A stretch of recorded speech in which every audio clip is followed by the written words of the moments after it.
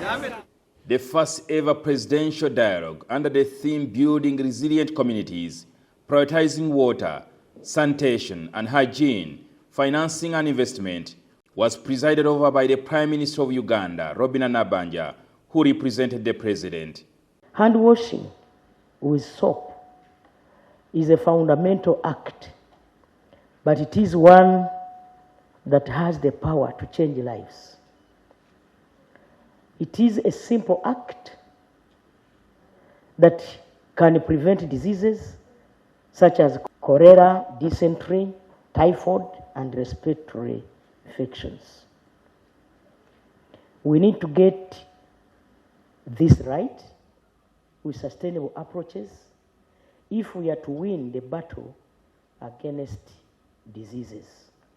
When we had the outbreak of the COVID-19 pandemic, we witnessed firsthand the importance of hand washing in reducing the spread of contagious diseases. Hand washing became a frontline tool. I repeat, a frontline tool. She called on all Ugandans to integrate hand washing into the daily routines at home, in schools, and at workplaces in order to reduce the disease burden among Ugandans. I urge teachers, health workers, and community leaders to champion this cause. We need to instill in our children the habit of washing their hands with soap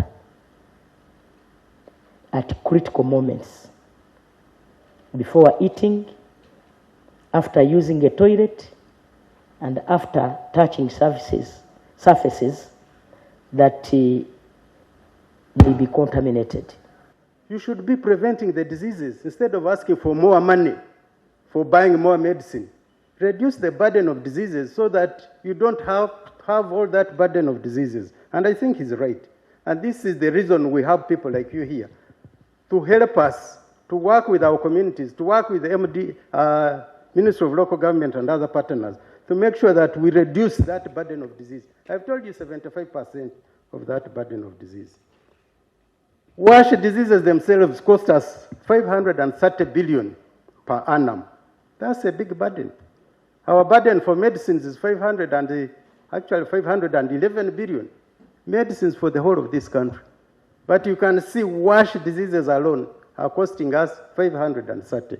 We should come up with a law, because there are people who will not leave the practice, of open defecation without some force.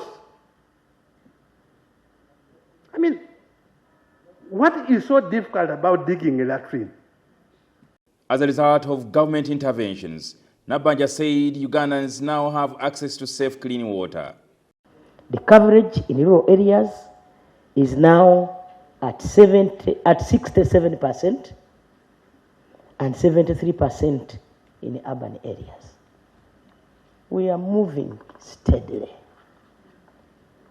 Out of 225 villages in Uganda, 617 villages have been served with at least one safe water source.